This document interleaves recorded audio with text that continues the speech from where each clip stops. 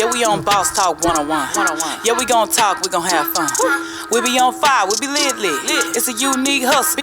Check it. It's a unique hustle. It's your boy ECO, and I'm here with the lovely, amazing, official Miss Jamaica. What's going on? Nothing. You know where we're all going. I want y'all to stop what you're doing right now. Go like, subscribe, follow us on all social media platforms. Everything. Facebook, Instagram, TikTok, Snapchat, Facebook, everything. Just follow us. And we love you. Fan base. That love you and appreciate you. Man, hey, man, listen, man. We got a guy down here all the way from Los Angeles, California. He's in the building, y'all. He's a regular on the show. Give it up for Kenyatta Sands. What's going on, brother? Man, happy Money Day. We are so blessed to have you down here in Texas, Boy, man. It's been a while, man. Yeah, they got the marble floors now. Oh, hey, man, we had to do it, man. It's funny what money does for a person. Man, God is good, ain't he, man? I don't even know where to start, man, man. That limited edition G-Shock, you know what I'm saying?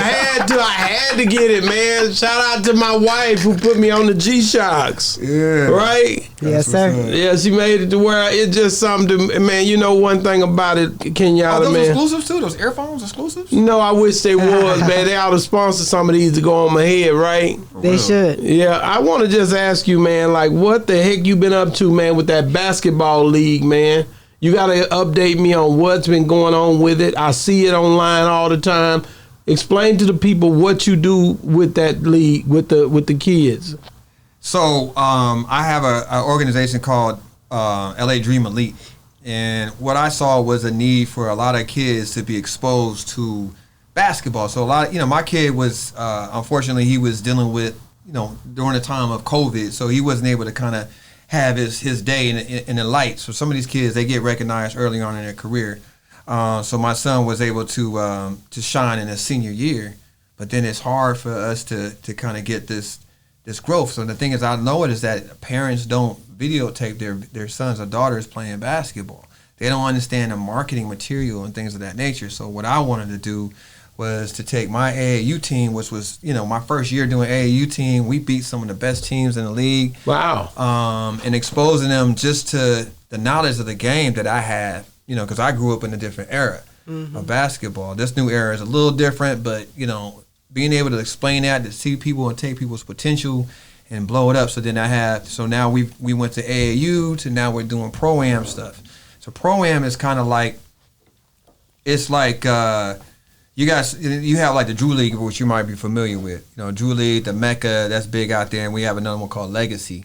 So the first one we did was Legacy, and we played against some really tough teams. One of the teams that we went to the playoffs with was a team called the Soldiers, and these guys, they went they cleared up every Pro-Am contest, and these contests, they could pay up to like $100,000.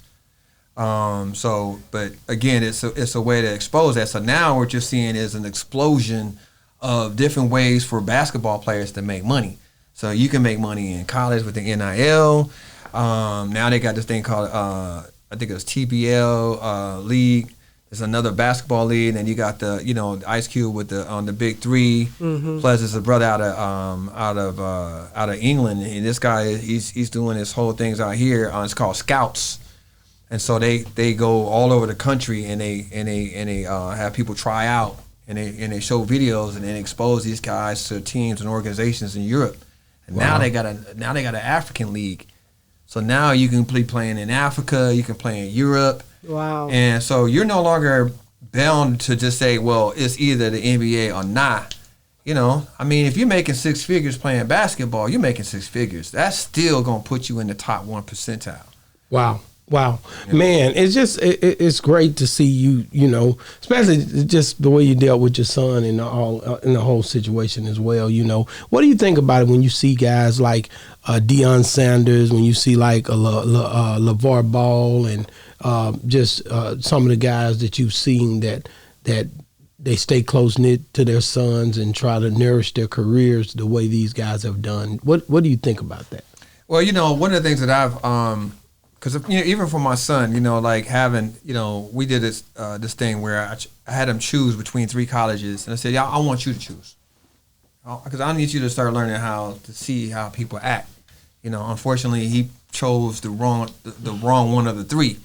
But it's a lesson to be learned, you know, and sometimes you got to trust the judgment of your advisor because your advisor's been around the block a few times. You know, we can kind of smell and understand people's characteristics and then kind of see like how the things work out for you to make the right moves. So LeVar Ball, it was a visionary. I mean, think about it. Everybody was laughing at this dude. Oh, he got the baller shoes. He's got that. But you don't know that the more outrageous he was, the more footage he got. Right. In some problem ways, it's funny, but it was genius. Now he's got it. Every kid has got multi-million-dollar contracts. All three of them. One's got a One's record got a deal. music deal. Yeah, record deal for $13 million. Another one's got one for $230 million. They ain't laughing no more, and they quiet. They don't even talk about it like they used to. They quiet. The success have quietened. It shut the crowd down. You would not have known these guys if they weren't a big video sensation. Mm-hmm. LaMelo was the one that dropped 90 at a high school game, which is insane. Yeah. I've never even, I mean, to just do that kind of numbers is insane. It's enough to do 40, but to do 90 is, that right there is going to catch people's eyes. And then it just so happens that they marketed themselves. They're a marketing family, you know. You even seen his wife get sick and he stood by her side. You seen they let everything be seen. Yeah. They didn't hide anything. I mean, it paid off. I think one of them got caught up in something overseas as well. Yeah. But God works it out, don't he? Yeah, he could have. But he could have. If he didn't do that dumb thing, he could have been in the league for sure.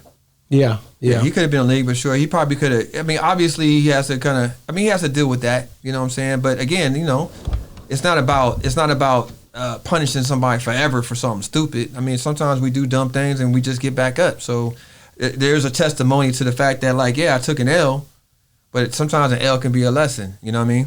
Wow. Do you think, man, when you look at just the way, and I got to ask you this because being one from Los Angeles, man, there's a lot of things I could talk to you about. But one of the things that just at the peak of my, just right now, I think about it because so many people going through so much behind it, is the fires that these guys are pretty much, these people are being evacuated from their homes, and you know, and it's tough. And you hear about fires all the time up there. It just explained to me the dynamic of where it's at and kind of what kind of do you smell the fumes in the city? What do you guys really experience being in the heart of it like you are? To tell you the truth, and it's Pasadena, right? Okay. So we're gonna go to the whole thing, but okay. There's no words for the tragedy.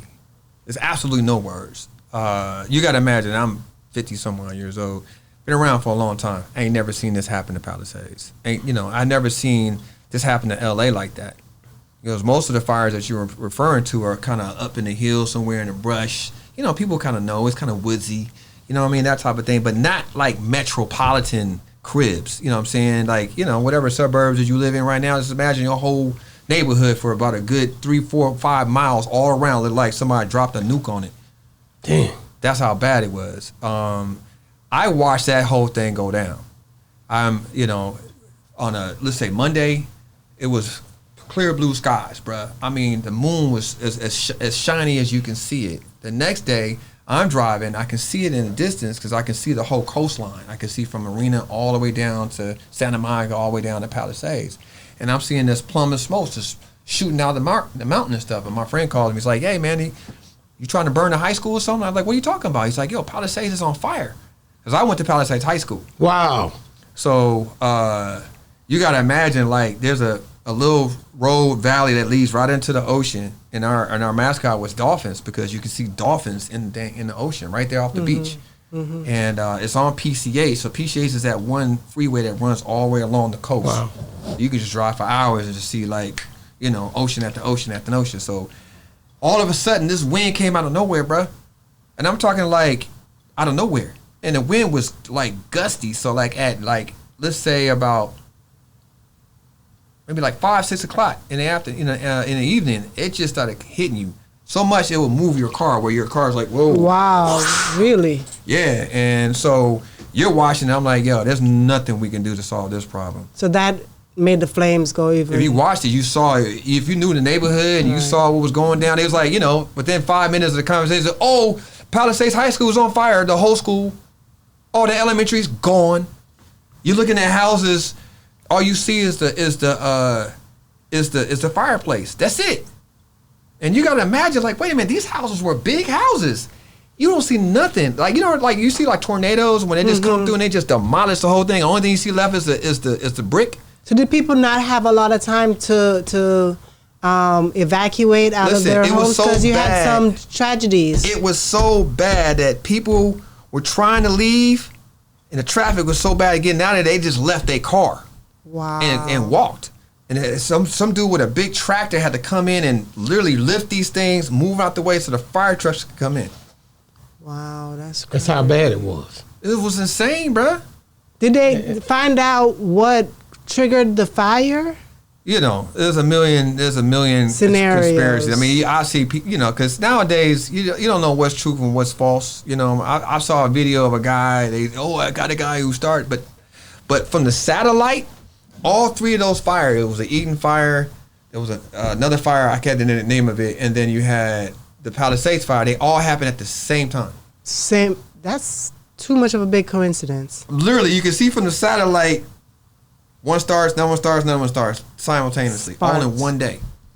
And look, that wind only came one day. It didn't happen the next day.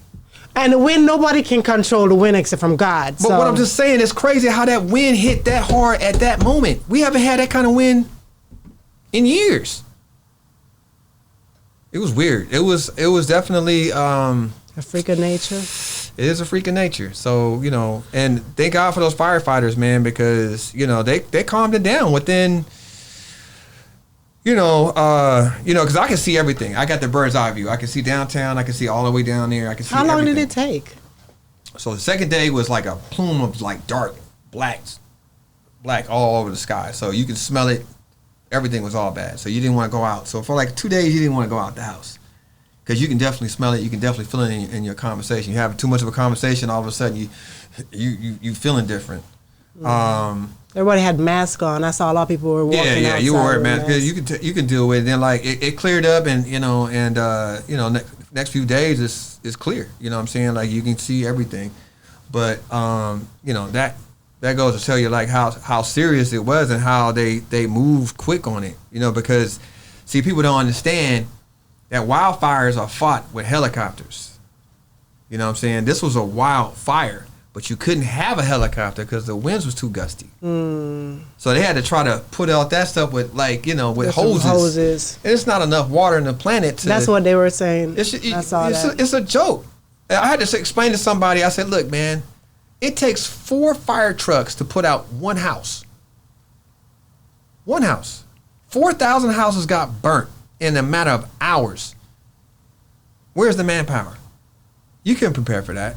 There's no way. Wow. A lot of those houses, you hear the news, you hear people say that a lot of times the insurance wasn't covered on them. Have you heard anything on that? Either you got an incredible amount of fire insurance. They got people that were removed, like a whole bunch of them that was removed. And then on top of that, there's a thing that if, normally these things are covered on natural disasters, but if somebody if it was in case of arson, you might not get paid nothing.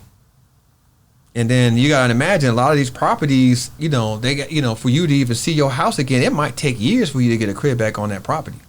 This is not a quick fix.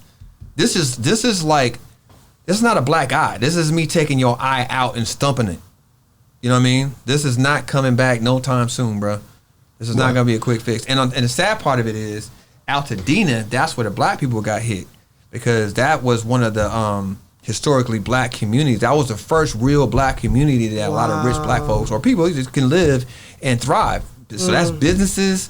If you see Altadena, you be like, yo, what? It's just like, I don't know, like if what's that real famous hood spot we like out there? Oak Cliff. Imagine if Oak Cliff was just done, completely demolished. And you're like, how? How is the liquor store burnt? How is that burnt? Like, it's not just houses in the wilderness. We're talking like regular city streets that got burnt. Right. Because you got to imagine what happens is the amber, flies from there, comes down, and wherever it's hitting, it can hit you like 10 miles away from where the fire is. That amber gets in your crib, and that's exactly what was happening. So you're seeing regular streets with big, well-paved streets that's not even on a hill getting burnt. And when y'all talking about insurance, because I was wondering, because since every time, I know it don't normally happen down there, but a lot of times when you look on the news, there's always a fire or something like that almost every year out there in California. There is. So is y'all insurance different from insurance in any other state because of that? Absolutely. And what do they say in that insurance? Because I know you're a homeowner, so what does that say? The funny thing is I haven't reviewed mine.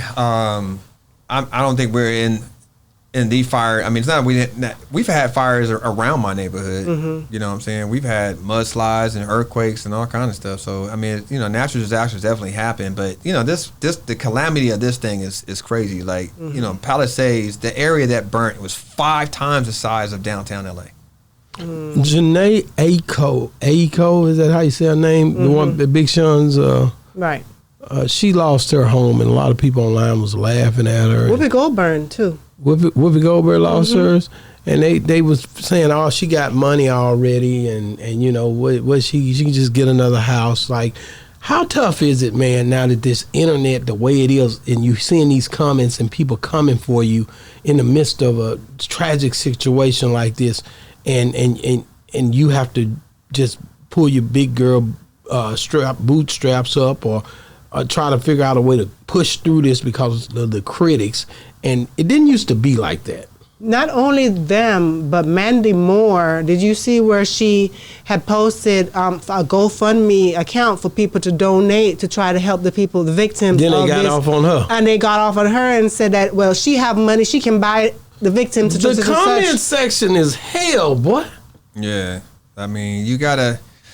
One thing I can honestly say is that we move by numbers, man. LA definitely came through. Everybody was donating like crazy. Shout out to the game. I seen him out there just. I tell people, say, look, man, you could donate something. Like I had a conversation with one of my guys, and we got into it. Kind of heated, because he's on that right wing stuff, blaming everybody. I'm like, hey, man, it's easy to sit back and blame people.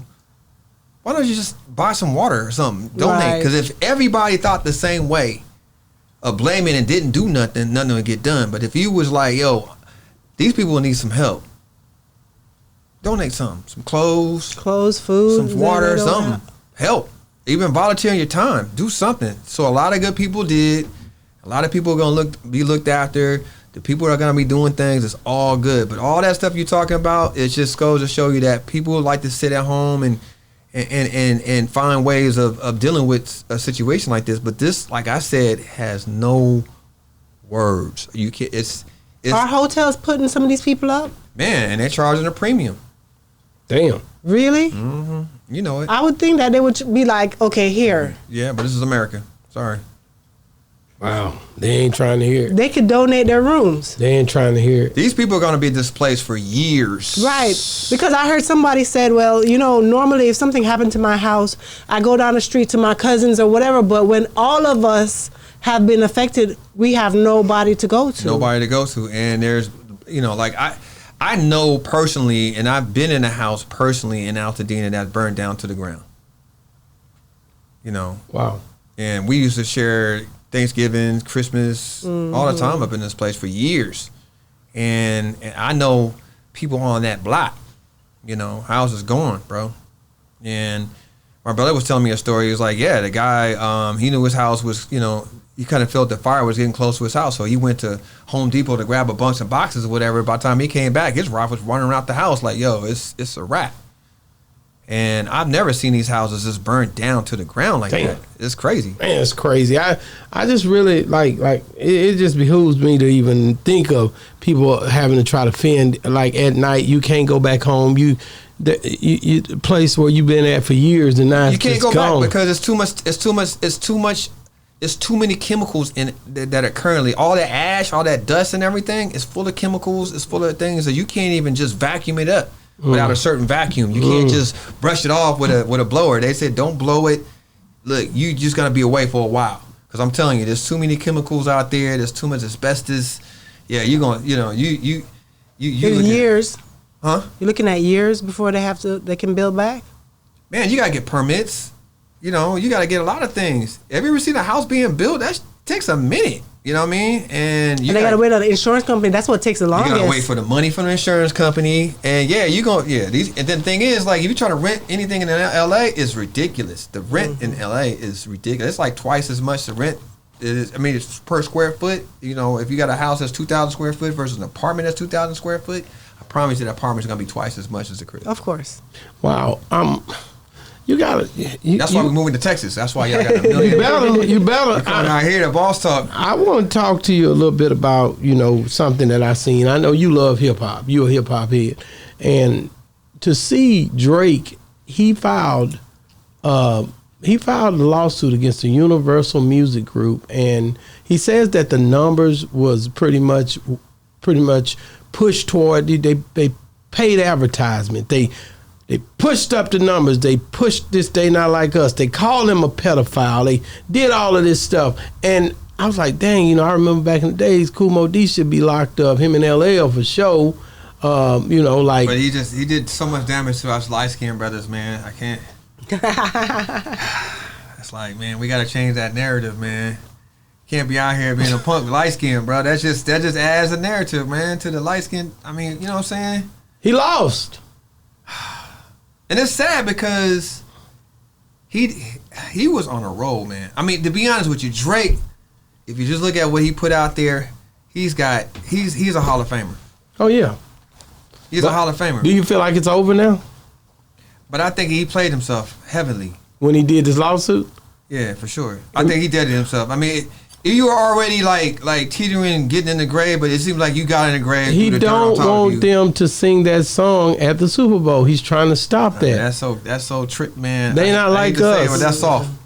Like I can't see a guy making that kind of money really tripping about that song, bro.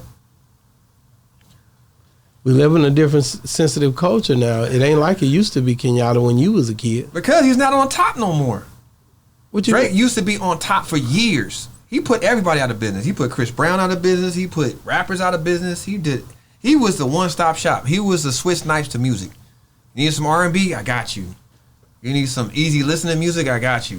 You need some hardcore rap music? I got you. Wow. Think about it, man. That dude had a run. Had a hell of a run. Had a hell of a run. Hell of a run. Hell of a run. It's just that he woke up that beast. He didn't know. See, we West Coast hard, bro. That song came out, everybody was walking, right? Even grandmas was like, yeah, West Side, you know what I'm saying? Like, yo, he turned everybody up, bro. Kendrick Lamar is that guy, bro. Kendrick Lamar is that guy, man, when it come down to this round. Y'all like West Coast? Y'all like Kendrick, man? Not like that. I mean, I'm more. You don't be getting your little walk on? No, we're not. I know she does. I know she be. No, she's not doing that either. Not like us. No, we're not. We that's y'all. That's not us. I cringe at it because it's. You know how I feel about the music. The music just don't have a lot of essence like it used to. That's a dope song. The beat slamming, mustard on a beat. For sure, it's a dope song, but I just don't like. Come on, man. I don't like the beefing, man. I don't like the dissing, man. No, we don't like that. No, we're not doing that. Hey, what's funny is that I was sitting there thinking to myself, I was like, dang, where we having a Kendrick Lamar, bro? Like, he ain't had something in a while. I'm literally saying this to myself. You spoke it up. And I was like, yo, there's some people like, well, he probably doing concerts. He's probably doing something. I'm like, damn, I ain't heard Kendrick in a minute. Because my personal, I like Drake. I like Kendrick. I like J. Cole. J. Cole. You know, those to me were the 2010 leaders, in my opinion, that I like. You know what I'm saying? Have you ever seen somebody recant their beef song, and just take it back and say, I'm not going to put it out no more. I don't want to do it no more. J. Cole decided he would. See, this is a different type of culture. You don't understand. Hey, man. J. Cole decided, I don't want to be in that. Hey, man, because it gets dangerous. I mean, you got dudes getting shot at for cookies. I mean, I'm saying, it's dangerous. All these dudes can be touched. Nowadays, you gotta walk carefully. They all can be touched. There's plenty of hungry dudes right now that would touch you, like my man said, for a Louis belt. He tried to tell him. Damn. He'll do you for a Louis belt. Beefs end careers too. It ain't got nothing to do. I don't have to fight you. I got my homeboy that will. That's true. Okay, fast forward to a different subject. Just tell us where the apparel business is at right now. Where is the clothing business? I know you're down here, and I'm confused. Like, we're in a clothing store. What is the thing That's what I'm bringing that's this time. hot?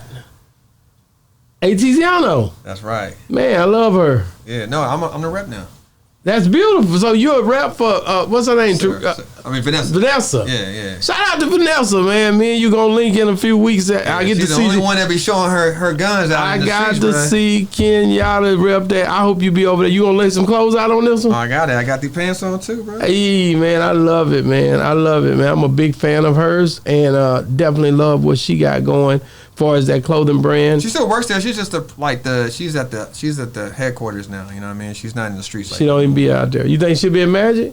Yeah, she'll be there for sure. I love when she's there. She's got a great spirit. She's just a dope person. Everybody loves her. Everybody got nothing but great things. I mean, when I first saw her in the hood in Houston. I was like, yo, she was a white woman out here with a rack in one of the most ghettoest spots. I'm like, yo, more power to you, sister. She bringing it on. And she don't care where she went in some of the most. I'm like, okay, I'm with that. You gotta respect it, huh? Gotta respect it. And everybody loves her. I didn't have not one person that had anything bad to say about her. Kenyatta, what's big? What's happening that I need to know about? So in the apparel business, you know, because I got to study this inside and out. You're probably not gonna know that many people that know more about the fashion business than me, as a historian and also somebody who's constantly involved in it. Right now, it's like, you know, you got brands that are resell or they're online with it. So like brands like Hellstar is big. That's like huge. So a lot of guys like the t-shirts. They spend $150 for his t-shirt, no problem. My retailers are suffering because they don't have the guys that are coming out with brands now. They do direct to consumer. So if they blow something up, technically you can get it online. They don't necessarily need stores. You make more money. You know, you can sell it yourself at a retail price versus having to sell it wholesale. So my retailers are trying to figure out, how do I get those brands that I can't get because they don't want to open their accounts? And then how do I find something that looks like that but then offer it at a better price? And then companies are trying to figure out how to make money competing in the low end range. So it's a cluster of a lot of things, and we're seeing things we've never seen before. But I'm like, yeah, because you've never had a store full of brands that nobody's looking to come get. You know what I mean? No, most definitely. Because you got to come get your. I mean, like nobody's coming to the store checking for certain things anymore. You know, all I see when I see your stores is people smashing the jewelry cabinets and running in and running out with a bag. You know what I'm saying? It's crazy, and it's sad because people have gotten out of control, man. It's a lot of things where I just feel like the control has been lost. You know what I mean? We could do a lot better, bro. We gotta help the youth. Man, it's when that's saying monkey see, monkey do, it's for real. You know, you see somebody do something like all these pranks. You see all these pranks or whatever, and then you see guys, robbing stuff and getting away with it, or you see dudes fighting all the time. So now, like my sister, for example, she's over this board for basketball, right? And she's like watching these sixth graders getting into it, fighting. Wow, parents sixth grade? That's too young. Parents just come out the stand, shoving the kids and whatnot. She's like, yo, I got to suspend the family, this kid, that kid. And I said, you know what? It's because we watch too much TikTok, too much. There it is. Too much. There it is. There it is. And we don't understand. It's like, yo, it's crazy. We can't look. You can look at it every day. There's something new of somebody every fighting day. somebody. Every day. I'm sick of it. And it affects you. This is the one thing I try to tell people about black folks outside of America. You don't see this kind of nonsense. You don't? Nah.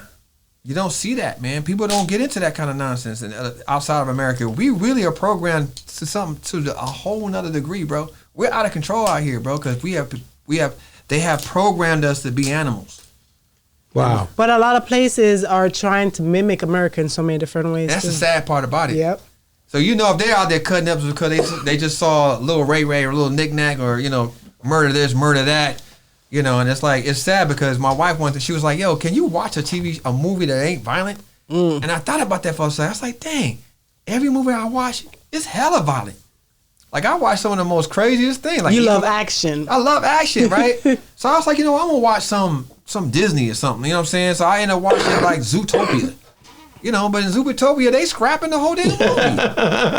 Scrapping. What's your romance movie?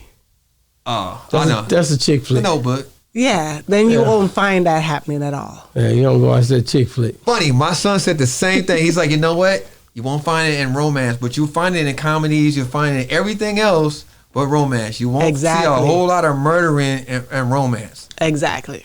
Wow. Thank you so much, Kenyatta. Like, how can people get a hold of you if they're trying to reach out, bud? We're on Vision Sales LA on Instagram, but we're going to move to Fanbase. I'm moving all my stuff to Fanbase. For real? Yeah, I'm not supporting no Zuckerberg and all that. So you're going to see me less and less on. I already erased my Facebook off my phone. And, I'm done. I'm done. I'm not doing And no more. Instagram? Listen, I'm saying I'm going to be posting on my Instagram. Find me on Fanbase. Okay. Period. I'm done with trying to support all of these guys that ain't So got why no business with the money. why didn't you do the same thing with Facebook? Find me on Fanbase. Well, I'm gonna do all that. I just haven't gotten around to it. Oh, because you say you signed deleted up. it. What I'm saying, I just signed up to Fanbase. I gotta, Okay. I'm moving. I'm out here trying to, do whatever. But I'm moving everything to Fanbase, and that's that, man. I'm super cool on the Mark Zuckerbergs and all these kind of dudes, the Twitters and all that. They don't have our best interests at heart, bro. They gotta go. They gotta go. Thank you so much, Kenyatta, man. We love you. We thank you for coming down here from Los Angeles. We thank you for updating us on all the stuff that's been going on in LA. It's been crazy. I pray for all the victims up there that have lost their homes. I don't care who you are. I ask that God touch you right now where you sit or stand. Thank you guys for watching Boss Talk 101, where the bosses talk. And we out.